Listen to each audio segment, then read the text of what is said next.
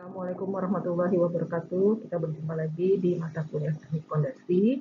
Kali ini kita akan mempelajari tentang memperkirakan kapasitas dukung tiang dari hasil pengujian di lapangan, yaitu dari pengujian sondir dan dari pengujian SPT. Pada materi kita sudah mempelajari kapasitas dukung tiang dari hasil pengujian laboratorium. Jadi secara umum cara memperkirakan kapasitas dukung tiang ada beberapa macam, yaitu satu dengan cara statis. Dengan cara statis kita peroleh dari hasil pengujian di laboratorium dan dari hasil pengujian di lapangan. Kemudian cara dinamis, yaitu dari hasil pada proses pemancangan tiang di lapangan. Jadi kita gunakan rumus-rumus dinamis.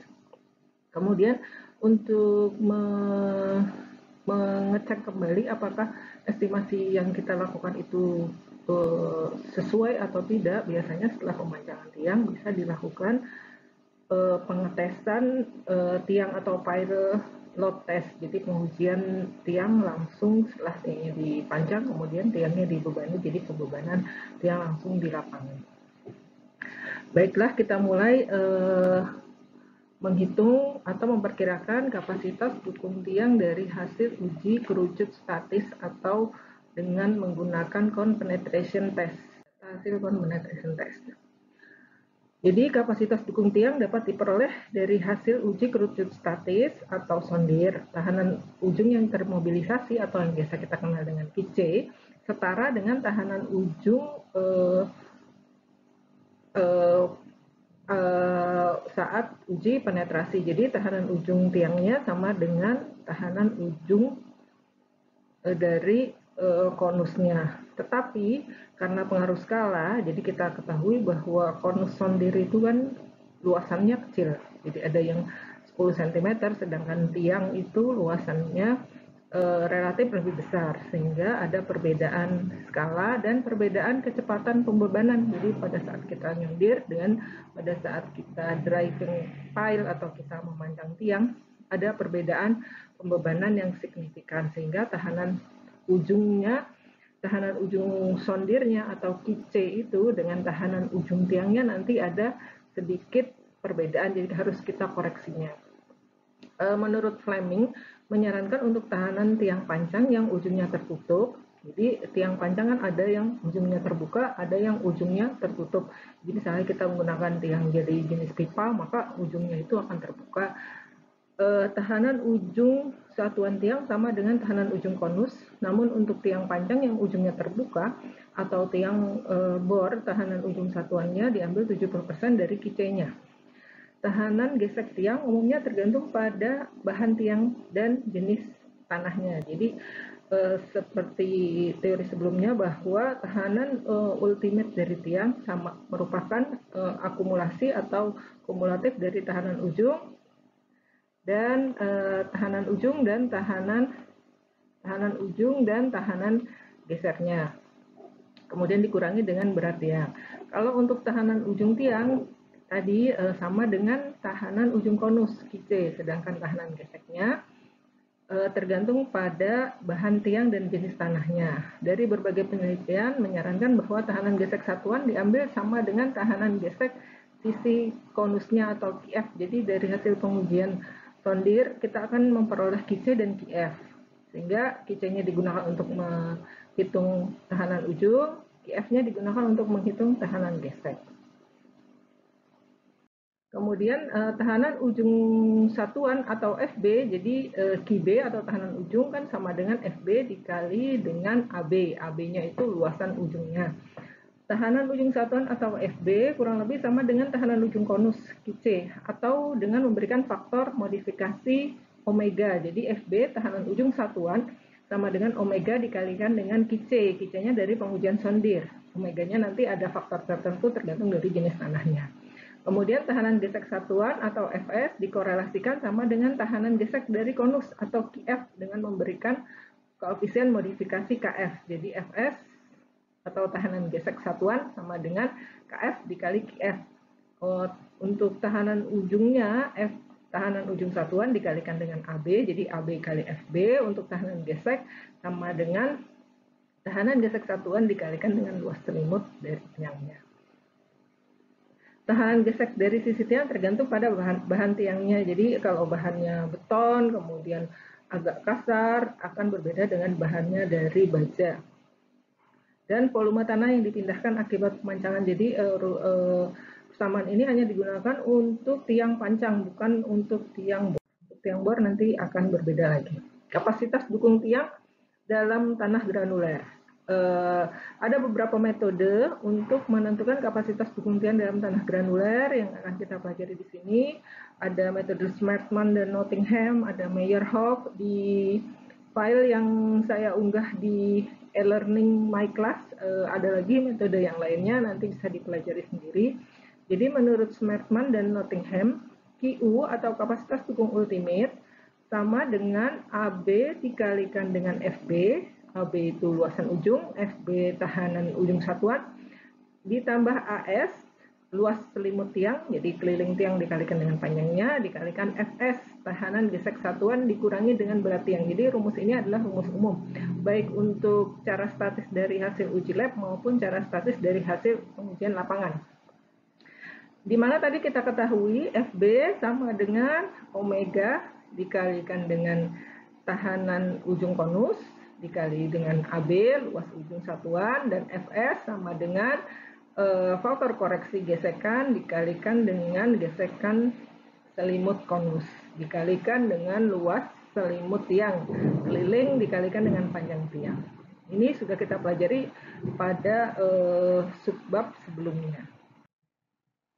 Kemudian tahanan ujung satuan. Tahanan ujung satuan menurut Smartman dan Nottingham, tahanan ujung tiang persatuan luas diperoleh dari tahanan rata-rata QC di sepanjang. Jadi untuk menentukan berapa tahanan ujung tiang, kita tentukan dulu tiangnya mau kita pancang sampai kedalaman berapa. Jadi untuk mengetahui tiang mau kita pancang pada kedalaman berapa, kita lihat dulu dari profil dari pengujian sondir.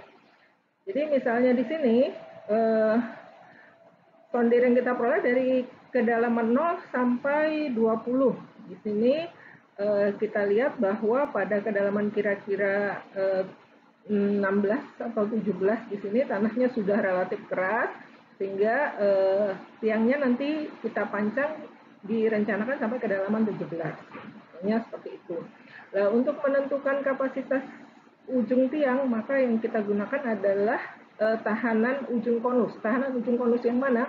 Nanti kita rata-ratakan tahanan ujung konus 8 kali diameter tiang ke atas dari ujung tiang yang dipancang, ditambah 4 kali diameter tiang ke bawah. Jadi misalnya ini kita gunakan tiang pancang sampai kedalaman 17, tiang panjangnya diameternya misalnya 50 cm, maka 8 dikali 50 cm atau 4 meter ke atas, dan 4 kali 50 cm, 4 kali 50 ke bawah, jadi 4 meter ke atas dan 2 meter ke bawah. Nilai QC-nya ini kita rata-ratakan. Ini menurut metode Smartman dan Nottingham. Jadi perhatikan diagram kerucutnya. Ini data QC ya. Jadi dari sondir kan kita peroleh QC, dan yang satu lagi adalah QF, dan ada lagi RF atau rasio antara QF dan QC. Pada kedalaman tiang yang ditinjau, perhatikan tahanan ujung rata-rata konus pada 8 kali diameter ke atas dan 4 kali diameter ke bawah. Tentukan QC1. QC1 itu adalah QC rata-rata dari bagian ujung tiang sampai 8 kali diameter ke atas. Ini rata-ratanya berapa QC-nya. Ini harus kita hitung, jadi kita rata-ratakan di sini, kira-kira rata-ratanya berada di sini. Sekitar 7,5 meganewton per meter persegi. Yang di bagian bawah rata-ratanya nanti kita cari juga. Kemudian QC2 adalah rata-rata dari 4 kali diameter ke bagian bawahnya. Kemudian kita hitung QC rata-rata. QC average disebut dengan QCA sama dengan QC1 yang 8 kali diameter ke atas. QC-nya kita rata-ratakan, dan QC2 4 kali diameter ke bawah dijumlahkan dibagi dengan 2. Dengan menggunakan nilai dari tabel, kemudian kita cari omega. Omega ini tergantung pada jenis tanahnya. Kalau pasirnya terkonsolidasi normal atau tanah OCR-nya 1, maka omeganya 1. Pasir dengan OCR 2-4, maka omeganya 0,67. Kerikil OCR-nya 6-10, omeganya ada 0,5. Jadi FB sama dengan tadi QCA, QC yang sudah kita rata-ratakan, QC average dari 8 kali diameter 8 kali diameter dari ujung tiang ke atas dan 4 kali diameter dari ujung tiang ke bawah dikalikan dengan omega. Omeganya kita lihat dari faktor ini. Ini besarnya tidak boleh lebih dari 150 kg per cm persegi atau 15.000 kN per meter persegi. Jika melebihi nilai ini, maka yang kita pakai adalah nilai 150 kg per cm persegi. Itu tadi untuk tahanan ujung. Untuk tahanan gesek tiang, tadi tahanan gesek satuan Fs sama dengan Kf dikalikan dengan Qf. Kf-nya adalah koefisien, Qf-nya adalah tahan gesek satuan lokal sisi konus. Jadi yang kita peroleh dari sondirnya. Ini nanti tergantung kita lihat dari grafiknya. Jadi kita bisa bagi yang itu per segmen seperti yang sudah kita lakukan pada hitungan sebelumnya dengan metode statis. Bila tanah pasir, Kf-nya tergantung pada rasio L per D. L-nya itu panjang tiang, D-nya diameter tiang. Pada kedalaman 8D pertama dari permukaan tanah, Kf diinterpolasi dari 0 ke permukaan sampai 2,5 di kedalaman 8D. Lebih bawah lagi, dari kedalaman Kf berkurang 2,5 sampai 0,8 L. Pada kedalaman 20D dianggap sama, Kf-nya dipilih 0,9. Jadi ini nilai Kf itu bervariasi dari bagian permukaan. Jadi kalau ini permukaan tanah, maka tiangnya nanti Kf-nya itu nilainya bervariasi di bagian permukaan sampai di bagian dasar yang tergantung dari jenis tanahnya. Jadi sehingga nanti kita bagi per bagian. Itu nih Kf-nya juga untuk Qf-nya. Qf itu tahanan gesek yang diperoleh dari hasil pengujian sondirnya. Metode lain untuk tiang dalam tanah pasir, gesek satuan dapat ditentukan dari tahanan konusnya. Jadi jika kita tidak mempunyai data Qf, kita dapat korelasi dari nilai Qc-nya. Jadi Fs sama dengan Kc dikali dengan Qc. Jadi dari sondir kan kita memperoleh dua parameter, yaitu tahanan ujung dan tahanan gesek. Jika datanya hanya memperoleh tahanan ujung, maka tahanan ujung itu juga bisa kita gunakan untuk memperkirakan tahanan gesek dari tiangnya. Ini sebagai contoh, jadi ini harusnya dibuat dalam bentuk grafik, tapi ini sudah dirata-ratakan, jadi di kedalaman 2-3, Qc rata-ratanya 10, Qf-nya, tahanan gesek konusnya 0,45. Tiangnya direncanakan dipancang sampai kedalaman 9 meter, yang berada dalam tanah pasir. Bila hasil uji sondir diperoleh seperti tabel, dianggap pasirnya NC, jadi normally consolidated, tadi omeganya nanti sama dengan 1. Hitung kapasitas dukung tiang beton tersebut untuk gaya tekan dan tarik. Jadi tiang ini bisa mengalami tekan atau bisa mengalami tarik. Bila menggunakan metode Smetman dan Nottingham, ambil faktor ramah 2,5 untuk tiang tekan dan 4 untuk tiang tarik. Berat volume betonnya 25 kN per meter kubik. Nanti ini digunakan untuk menghitung berat sendiri tiang. Jadi menurut metode Smetman dan Nottingham, tiangnya dipanjang sampai kedalaman 9 meter, maka kita harus menghitung 8 kali diameter tiang ke atas. Diameternya adalah 0,6, berarti 8 dikali 0,6, 4,8. 4,8 dari 9. Jadi 9 dikurangi 4,8, maka sama dengan sekitar 5,2. Jadi di sini dari kedalaman 5,2 sampai kedalaman 9, ini kita rata-ratakan berapa Qc-nya. Di sini 55, 55, 70, maka Qc rata-ratanya 60. Ini untuk QC1. Kemudian 4 kali diameter ke bawah, 4 kali diameter ke bawah 0,6 dikali 4, 2,4. 2,4 dari 9 meter, 9 sama dengan 11,4. Jadi kita rata-ratakan nilai 110 dan 115, kita ambil dia rata-ratanya 116. Tadi QC1-nya sama dengan 60, QC2-nya 116, maka QC rata-ratanya sama dengan QC1 tambah QC2 dibagi 2. Kemudian kapasitas dukung ultimate-nya sama dengan AB, luas dasar tiang, omega dikali QC rata-rata, AS, luasan selimut tiang kali KF, dikali QF dikurangi dengan WP. Kita hitung dulu tahanan ujungnya, ini yang rumus ini kita hitung dulu. FB sama dengan omega kali QCA. QCA-nya berapa? QC average atau QC rata-rata di bagian dasar dari tiang setengah QC1. QC1 dari 8 kali diameter tiang ke atas dirata-ratakan QC-nya. QC2 4 kali diameter tiang ke bawah, QC-nya dirata-ratakan. Dari 60 tambah 116 dibagi 2. Kemudian karena dia tanah pasir terkonsolidasi normal, maka omeganya 1. Ini kita peroleh QC rata-rata 88, maka 1 dikali 88, 100 sama dengan 88, sama dengan 8.800 kPa atau kurang dari 1.500 kPa, maka ini bisa kita pakai. Kemudian luas dasar tiang 1/4 pi d kuadrat, tadi luasannya 0,6 meter, kita dapat luasan ini, maka QB AB dikalikan FB, AB-nya ini dikalikan FB-nya 8.800, maka tahanan ujungnya 2.490 kN. Kemudian kita tinggal menghitung tahanan geseknya. Tadi rumus tahanan geseknya sama dengan tahanan gesek satuan sama dengan KF dikalikan dengan QF. Kita hitung sampai kedalaman 12 meter, QF rata-ratanya adalah 0,5 kg per cm persegi atau 50 kPa.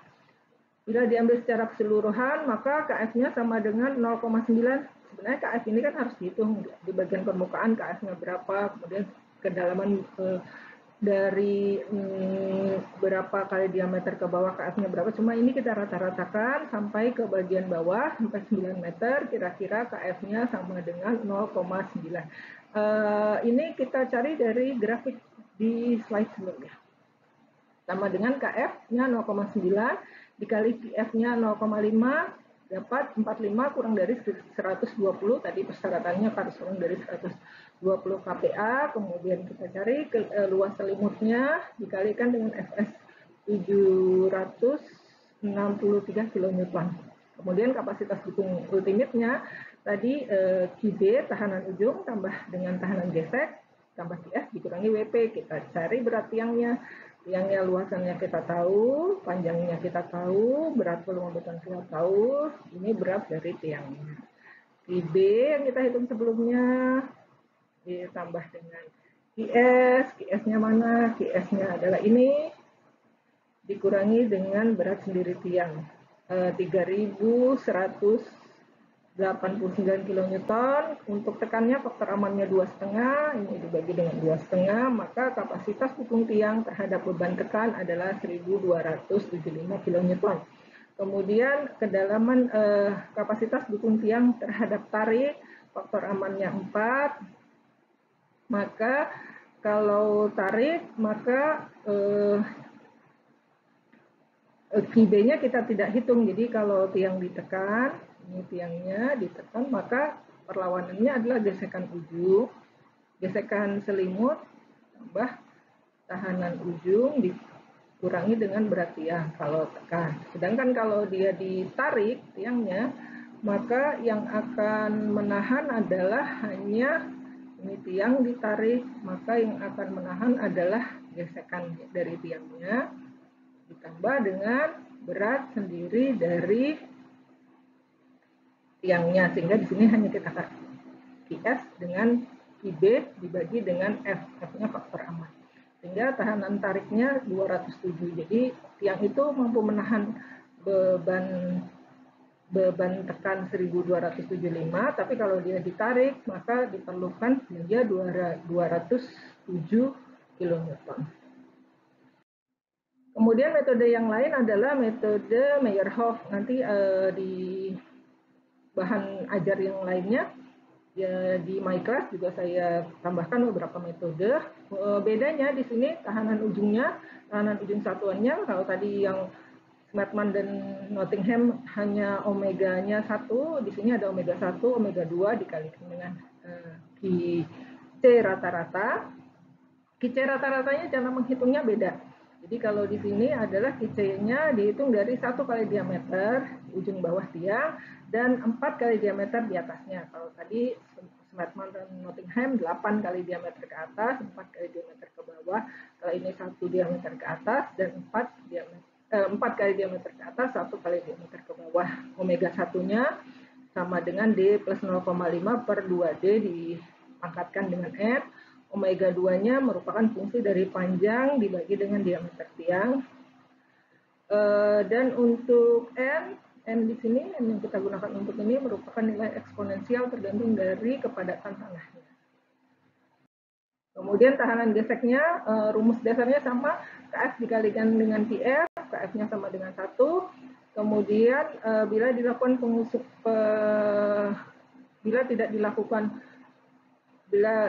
yang data yang kita peroleh hanya QC-nya, maka bisa kita kalikan dengan KC dikalikan dengan QC, sama KC-nya 0,05. Jadi ini kalau kita punya data QF. Kalau kita tidak punya data QF, kita bisa memanfaatkan nilai QC, tapi dikalikan dengan KC. Ini besarnya 0,05. Itu jadi hampir mirip, cuma cara menentukan average-nya, QC average di ujung itu berbeda. Kemudian omeganya ada 2 kali. Kemudian yang berbeda lagi yaitu cara menentukan FS-nya. Cara menentukan QS-nya. Jadi ini QC rata-rata, jadi QC yang sudah dirata-ratakan dari kedalaman 0 sampai 5 QC-nya sekian, 5 sampai 9 QC-nya sekian, 9 sampai 20 QC-nya sekian. Jadi ini yang sudah dirata-ratakan dari grafik sondirnya. Kedalaman tiangnya 15 meter, diameternya 0,4. Jadi prosedurnya sama dengan yang tadi, cuma cara menentukan QC rata-ratanya yang berbeda. Ini juga syaratnya sama, tahanan ujung satuannya omega 1, omega 2 dikali QCA, diameternya 0,4, maka omega 1-nya sama dengan 1. Kemudian L per D-nya 15 per 0,4, 37,5 lebih dari 10, maka omega 2-nya sama dengan 1. QC rata-ratanya 1 kali diameter ke bawah, 4 kali diameter ke atas. Diambil rata-ratanya, maka 15 dikali 0,4,